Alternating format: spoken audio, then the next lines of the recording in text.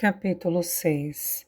Fiquei com a impressão de que Cal não gostou muito de receber ordens minhas. Embora eu houvesse tentado apoiá-lo nesta tarde, perguntando num tom firme, mas bondoso, de que modo eu poderia melhorar as coisas no café e o que precisava ser feito. Ele continuou se isentando da responsabilidade pelo modo como as coisas tinham se deteriorado. Era tudo culpa minha, insistiu ele por não ter estado lá para cuidar do café. E sim, você adivinhou. Fui eu que tive que limpar o estacionamento no fim da tarde. Nervosa com o possível aparecimento de intrusos roedores, enquanto ele se mandava com o caldeirão de curry para rearranjar a maldita noitada de pôquer num local alternativo. Como vão as coisas? Perguntou Matthew quando telefonei à noite.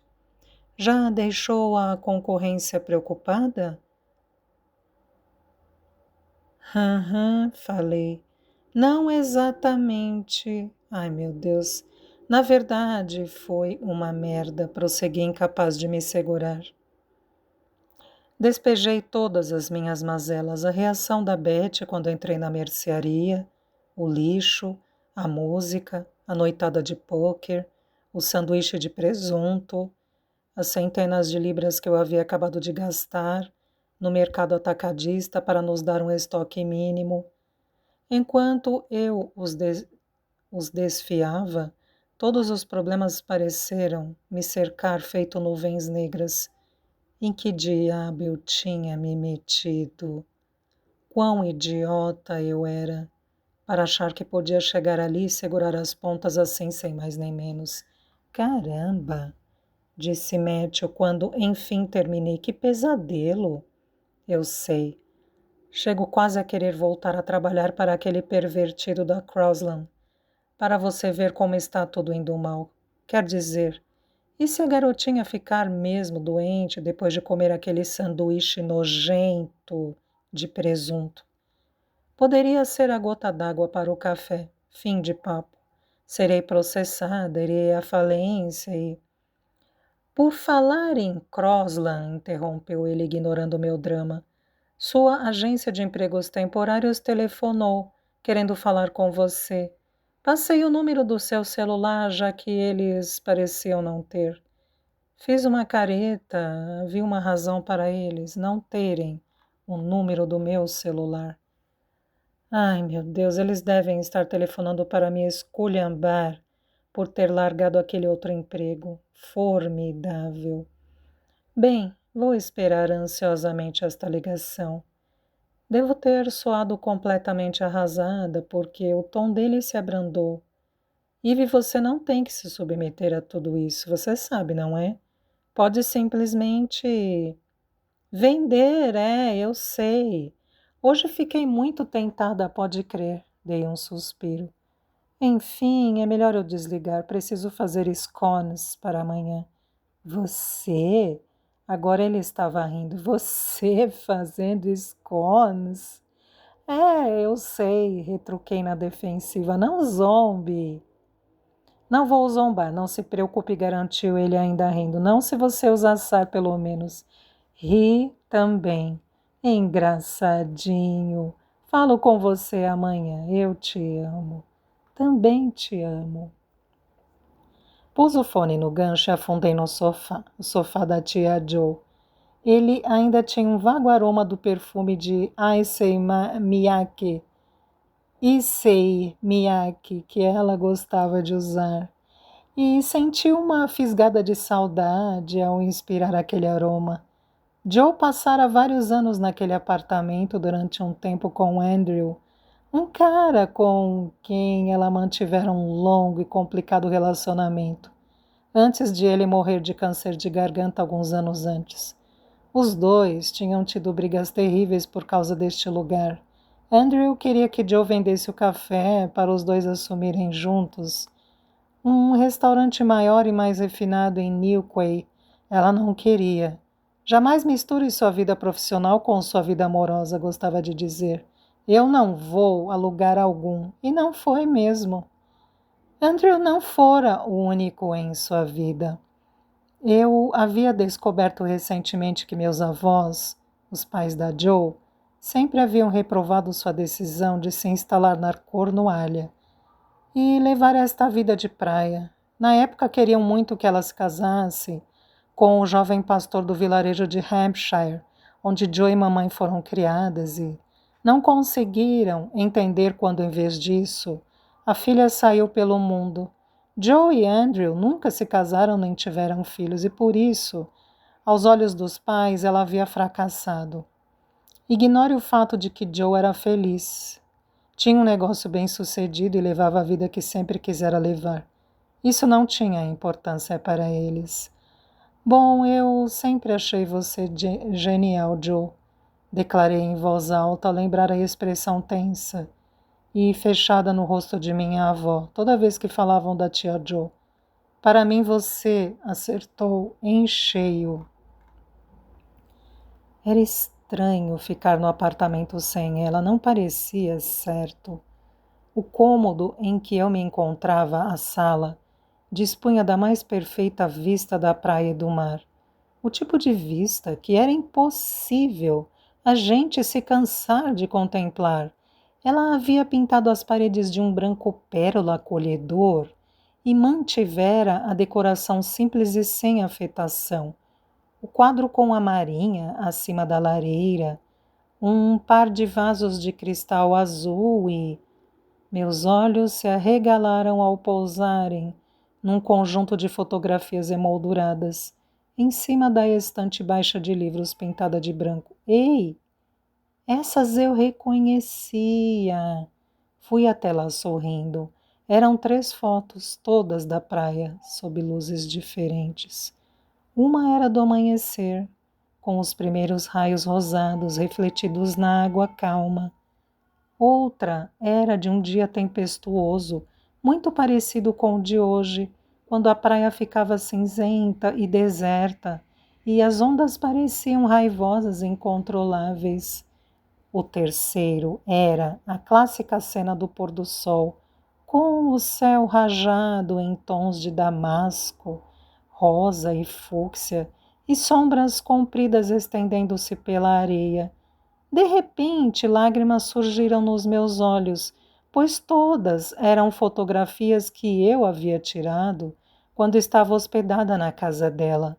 Joe fora a primeira pessoa a me dizer que eu tinha um bom olho para a fotografia. Você faz um enquadramento perfeito, dissera. Tem um talento natural. Ela sempre me incentivava a transformar isso numa carreira, sempre acreditar em mim. Fora a única pessoa de toda a minha família que não tentara me empurrar à força para uma carreira no magistério. Joe me entendia.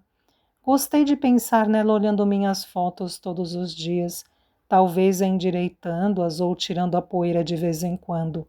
Aquilo me deu vontade de pegar minha máquina fotográfica outra vez, de redescobrir a satisfação de captar uma foto perfeita. Eu havia desistido da fotografia, assim como desistira de tantas outras coisas, mas nessa hora desejei ter tirado outras fotos para Joe, talvez de Oxford e Cotswold, e montado um álbum inteiro, a coleção Eve Flynn. Teria sido um ótimo presente de aniversário ou Natal, mas agora era tarde demais. Enfim, aquela não era a hora de pensar no que poderia ter sido. Eu tinha que fazer scones e eles teriam que ficar bons à beça, se aquele casal idoso havia ansiado por eles o ano inteiro. Sem pressão. Eu nunca fui uma grande cozinheira, mas acabei me convencendo de que era só porque não me importava muito, com toda aquela história de picar e ralar e bater. Tipo, qualquer um podia cozinhar, não é? Qualquer um podia jogar umas coisas numa tigela e bater, e depois enfiar tudo no forno. Eu tinha certeza de que saberia fazer assados maravilhosos para o jantar, e sopas incríveis, além de bolos com coberturas requentadas, se tentasse dar absolutamente o melhor de mim, concentrando-me ao máximo e não me deixando distrair pelo rádio ou pela mensagem de texto de uma amiga. A questão é que agora que eu estava de fato na cozinha da tia Joe, franzindo a testa para a sua receita de scone, aquilo pareceu muito mais difícil. A manteiga não se misturava direito com a farinha de trigo. A maior parte dela parecia ter ficado presa sob as minhas unhas. E eu não sabia ao certo a diferença entre açúcar refinado e açúcar mascavo. Quanto a leitelho, que diabos era isso? Algum tipo de leite? Nunca tinha ouvido falar. Mordi o lábio, me perguntando se deveria jogar leite comum na massa, ou se isso seria um terrível faux pas. Será que a senhorinha apaixonada por scones morderia um dos meus esforços e ficaria horrorizada com a ausência de leitelho? Desculpa, querida, mas isso definitivamente não é um scone, diria. Que pena, aqui era um café tão bom. Droga, por que era tão complicado? Por que eu não tinha prestado mais atenção quando trabalhava ali? Pedido a Joe para me dar umas aulas sobre confeitaria. Fui ficando nervosa, ainda com as mãos na tigela, me perguntando se seria embaraçoso demais ligar para minha mãe e pedir orientações. Veja bem, ela também não era um ás na feitura de bolos. Na verdade, seu conselho provável seria: ora, compre scones no mercado. Eu estava chegando rapidamente à conclusão de que, na verdade, essa poderia ser a melhor opção para todos os envolvidos, quando fui detida por outra olhadela na receita. O papel estava desbotado e marcado por dobras. Havia uma impressão digital gordurosa num dos cantos, como se ele tivesse sido segurado por uma mão suja de manteiga. E havia até vestígios ainda visíveis de farinha de trigo. Claramente, essa era uma receita que tinha sido muito usada e querida. Tive uma visão da Joe parada bem ali onde eu estava usando seu avental, cantarolando ao som do rádio e pesando, misturando e abrindo sua massa de scone. Eu não podia simplesmente dar as costas a esta receita, como se ela não existisse, e ir ao mercado. Essa receita fazia parte da história do café, simbolizava tudo o que havia de bom e real neste lugar. Respirei fundo e li a receita até o fim mais uma vez. Eu não seria derrotada por uma receita de scone. Assaria uma fornada perfeita, nem que fosse a última coisa que eu fizesse na vida. Essa é a minha garota, disse Joe na minha cabeça. No sábado, acordei às 6 da manhã, com o sol entrando pela janela, certo. Era o grande dia, o dia mais movimentado do café, mãos à obra. Tornei a fechar os olhos exausta. Havia passado horas em pé na noite anterior, na tentativa de fazer os melhores scones da Cornualha, ou pelo menos alguns que fossem vagamente comestíveis. Os primeiros não tinham crescido nada por alguma razão.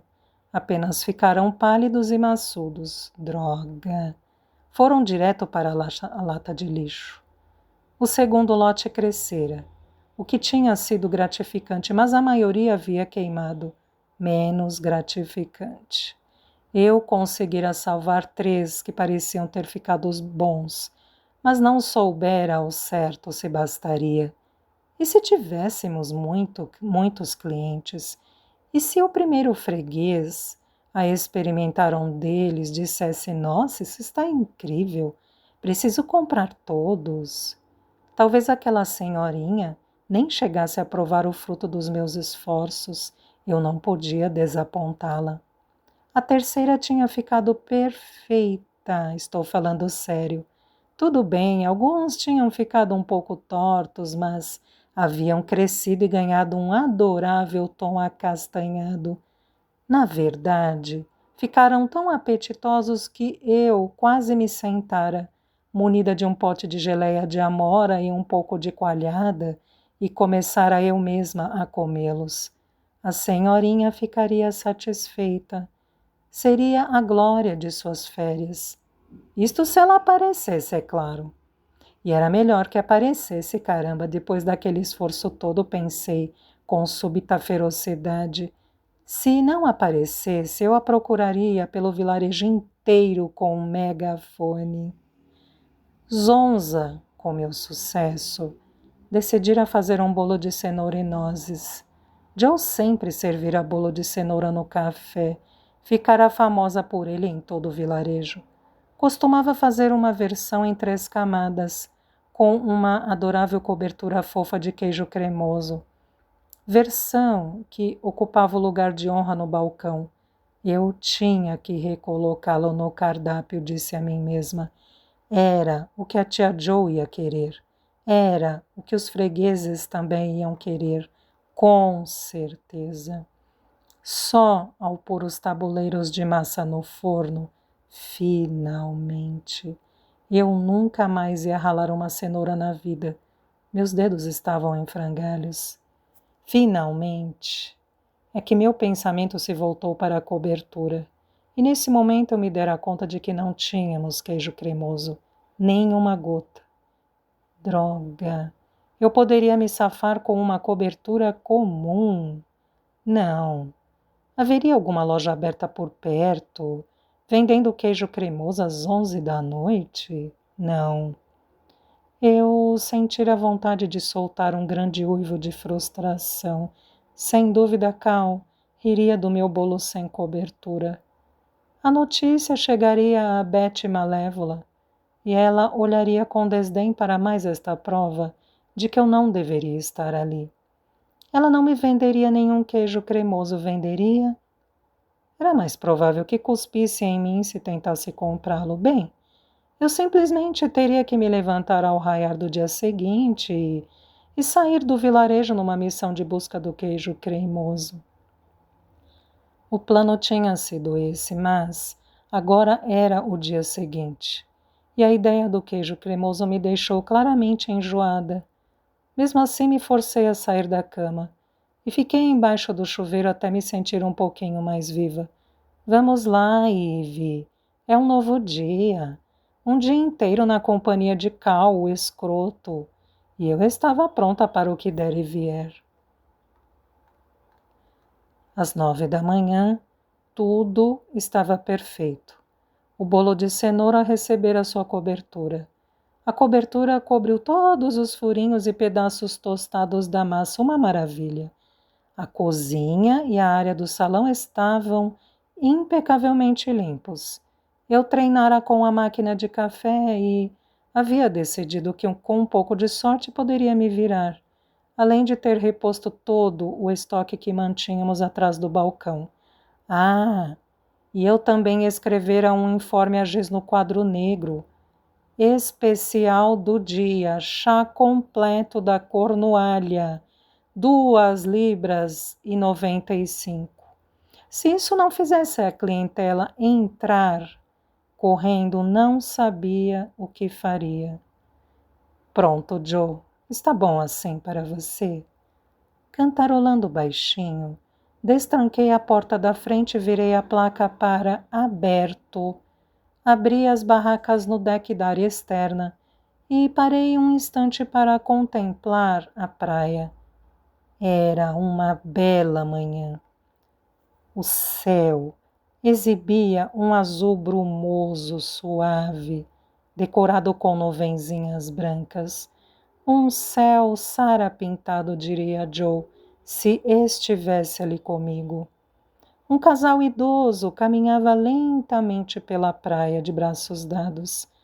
Um cara de short e regata vermelhos passou correndo, o iPod ligado, braços balançando no ritmo de uma batida inaudível.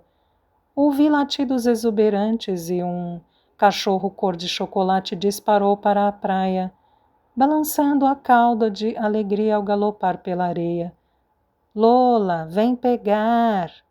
Um homem, Havia seguido o cachorro até a areia e segurava uma bola verde com o braço erguido. Ao ouvir seu nome, a cadela virou-se e tornou a latir. O homem atirou a bola, que voou pelo ar tão alto que parecia um pontinho verde. A cadela correu loucamente atrás dela, cabeça erguida, observando o arco com as pernas poderosas, impelindo-a pela areia úmida e deixando um rastro de pegadas. O café ficava do lado esquerdo da baía, quando se olhava para o mar. E para vir da praia até ele, era preciso subir 10 degraus de madeira. Tive vontade de continuar assistindo do meu posto de observação, mas não queria que o homem se virasse e me pegasse olhando, então voltei para dentro relutante. Muito bem, hora do pontapé inicial. Tudo certo. O Praia Café estava em pleno funcionamento. Só havia tempo para eu fazer uma rápida xícara de chá, antes que os fregueses começassem a invadir. Olá! Enrijeci ao ouvir o chamado minutos depois. A invasão já estava começando. Ou seria a Beth com seu bando de linchadores? Então ouvi um latido alto e calculei que devia ser o homem da praia com sua cadela. Reemergi da cozinha para a área do salão. Oi, falei. Em que posso servi-lo? Ele era alto e devia estar na casa dos 30, calculei, cabelo preto curto, olhos castanhos e uma barba rala ao redor da boca. Usava uma camiseta azul desbotada pelo sol e calça jeans detonada. Vi pela porta que tinha prendido a cadela lá fora. Ela estava deitada com a cabeça sobre as patas dianteiras, como que esgotada pelas corridas na praia. O homem sorriu, um sorriso largo, descontraído, que exibiu dentes uniformes perfeitos. Uma xícara de chá seria ótimo, por favor. E água para a cachorra, se for possível. Ufa! Então ele não tinha sido mandado pela Beth para soltar a cadela em cima de mim. Pelo menos. Fiz chá para nós dois, pus água num pote velho de margarina e levei para a cadela. Quer dizer, disse o homem puxando conversa quando voltei, que você é a sobrinha malvada. Senti todos os meus pelos se eriçarem. Talvez a Beth Malévola o tivesse mandado, afinal. Sou quem? Perguntei, cruzando os braços. Ele sorriu. A sobrinha malvada. É o que andam dizendo no pub, pelo menos. No pub? Eu parecia um disco arranhado. Não entendi. Por que estão dizendo isso? O que as pessoas acham que eu fiz? Ele bebericou o chá. Bem, você está vendendo o café, não é? Estão todos alvoroçados por causa disso. Ao que parece, alguém quer transformar o café numa casa de veraneio de luxo. E aqui já há um número suficiente de não residentes.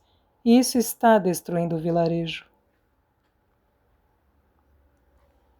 Eles estão aborrecidos porque sua tia morreu. E tinham a esperança de que você assumisse o negócio. Ficou claro que ele andara bisbilhotando um bocado a conversa alheia. Para mim não faz a menor diferença, o que você vai fazer não é da minha conta.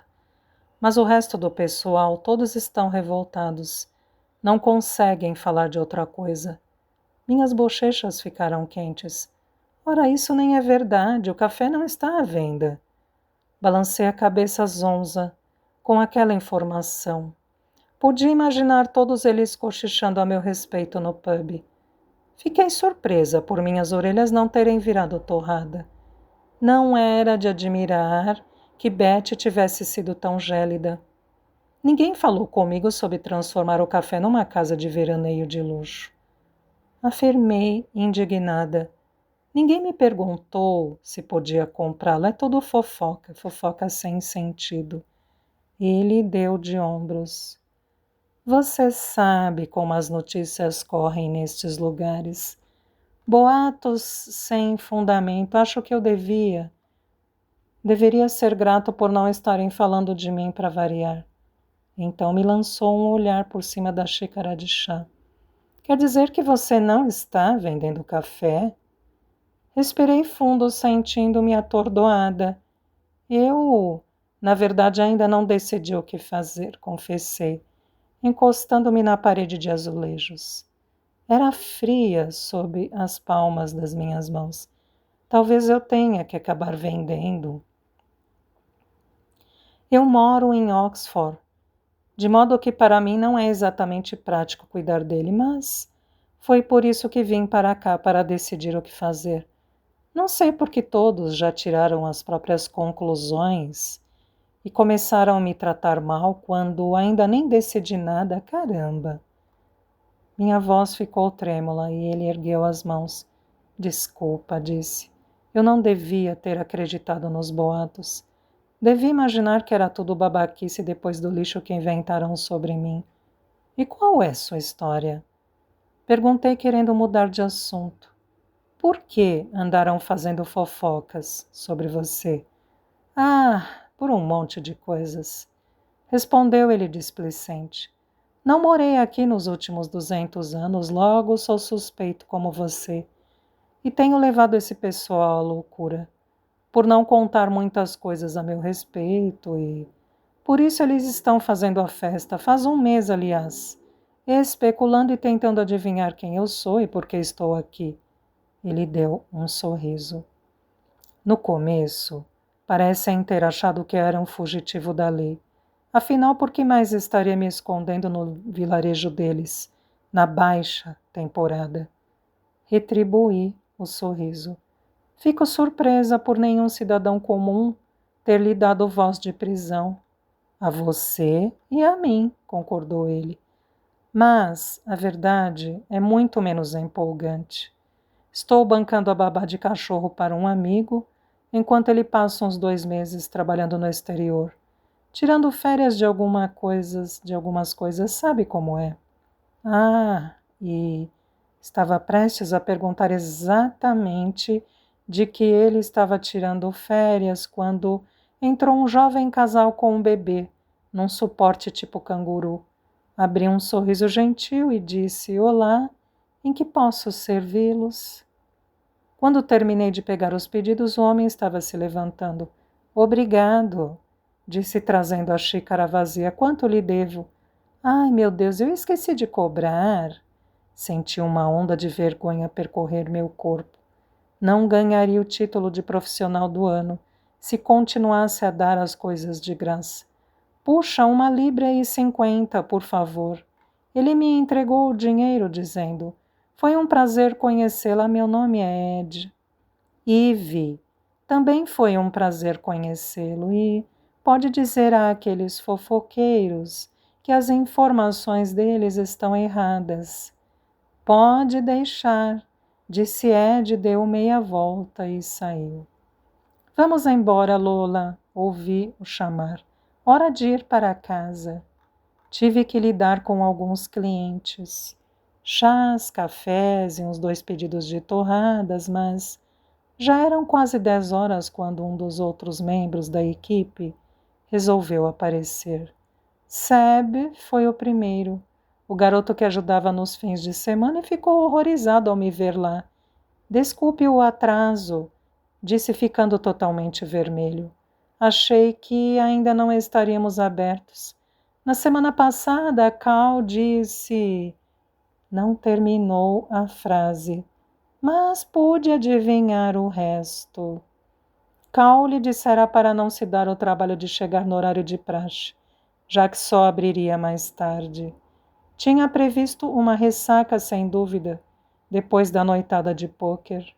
Não se preocupe, respondi descontraída.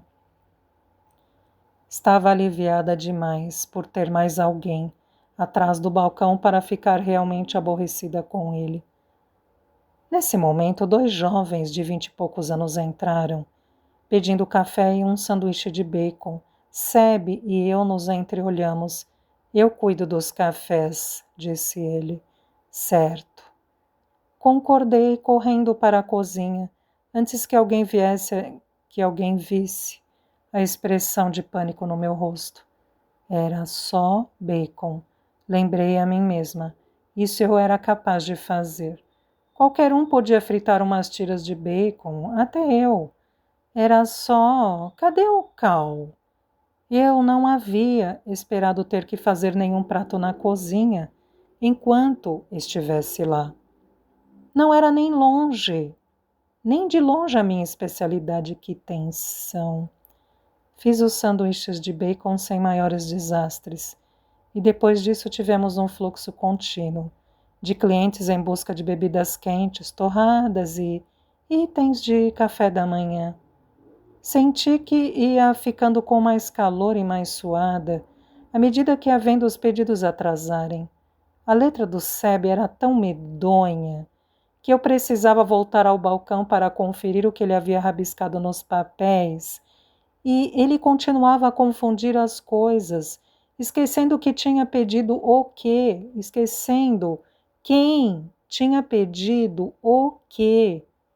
Depois se queimou na máquina de fazer espuma de leite e ficou tão pálido e trêmulo que achei que ia desmaiar. Saffron, a ruiva, mal-humorada, finalmente deu as caras às 11 e ao menos foi um pouco mais eficiente, porém era muito grosseira com os clientes. Mesmo do meu pesadelo infernal da cozinha, fritando bacon e queimando torradas, notei seu jeito rude e sem interesse de falar com os fregueses. Torrada de pão branco ou integral? Disparava ela. Vai querer leite no chá? Senti medo pelos clientes. Imaginei-a apontando uma lanterna ofuscante para o rosto deles enquanto os interrogava. E adivinhe só, ninguém, nem uma única pessoa, havia comprado uma fatia do meu bolo ou pedido um chá completo, safados ingratos.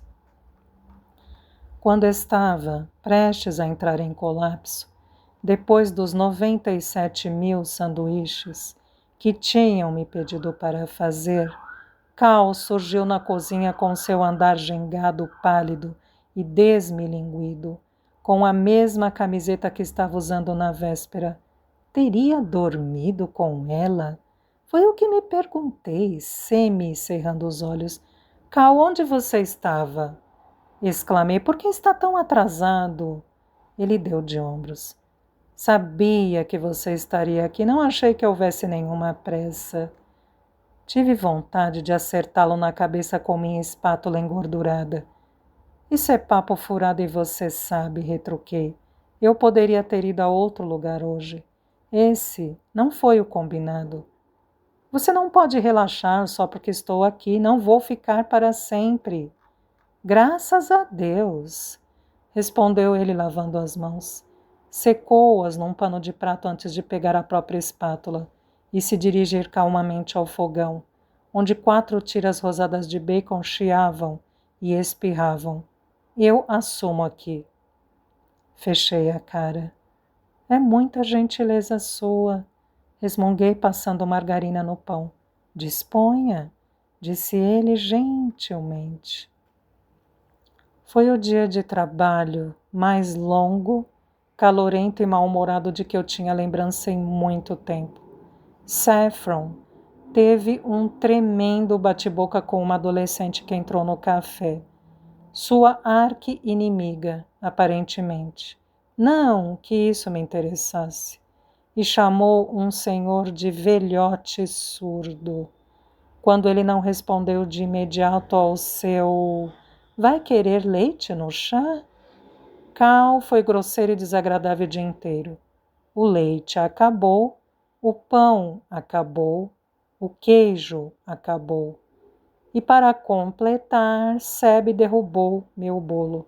Sim, meu bolo de cenoura, meu orgulho e alegria. Aquele pelo qual eu tinha me matado de trabalhar até meia-noite. Tive vontade de chorar quando o vi esfacelado em 1 milhão de lascas fofas no chão. Xiii, disse Saffron em tom maldoso, com os olhos brilhando, ao virar o rostinho fino na minha direção. Vai ser um porre tirar a cobertura do piso. Seb também parecia à beira das lágrimas. Deve ter se desculpado pelo menos 15 vezes. Eu não teria me importado tanto se o bolo estivesse quase no fim, ou se tivesse ao menos sido provado por alguém. Mas aquela fora a primeira fatia que lhe pediam para cortar o dia inteiro. Nem queira saber quantos chás completos nós vendemos. 0. Bem, isso foi um pesadelo. Comentei amargurada ao fazermos a limpeza no fim do dia. Digam que não é sempre assim. É sempre assim, respondeu Saffron. Não costuma ser tão ruim, afirmou Seb, quase ao mesmo tempo. Mas também não é bom, certo? Indaguei, fazendo uma pausa no meio da limpeza de uma mesa. Digo, nós conseguimos mais ou menos nos safar por um triz. Mas acho que Joe não teria ficado satisfeita com o resultado. Seb, que estava varrendo o piso, pareceu ter levado uma bofetada ao passo que Saffron ergueu o nariz pontudo.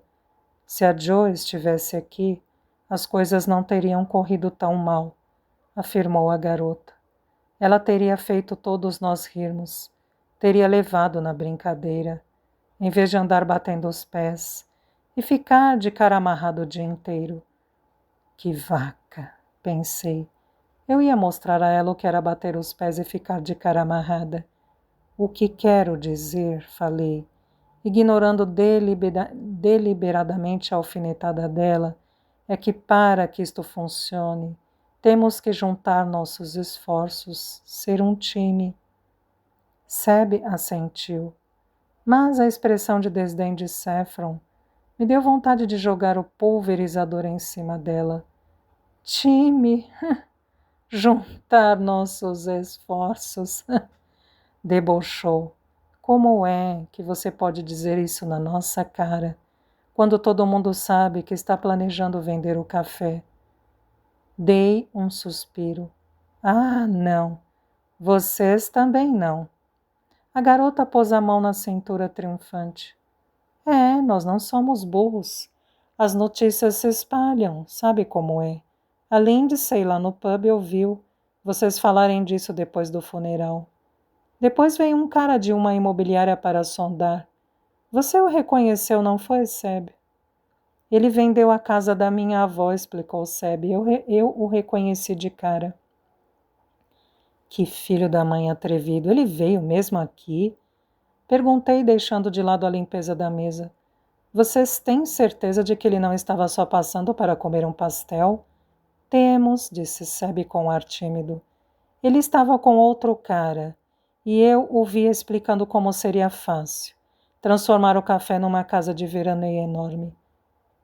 Balancei a cabeça. Que audácia daquele sujeito! Ótimo, resmunguei. Sabem, vocês podiam muito bem ter me perguntado, em vez de tirarem conclusões precipitadas.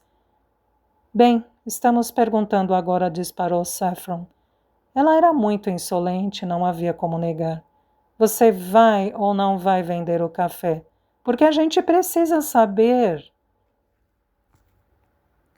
Fez-se silêncio. E ela e Seb me encararam. Tudo também ficara em silêncio na cozinha, onde Cal estava escutando a conversa sem dúvida. Bem, eu comecei a falar. Meu coração palpitava. Pareceu-me um momento realmente importante.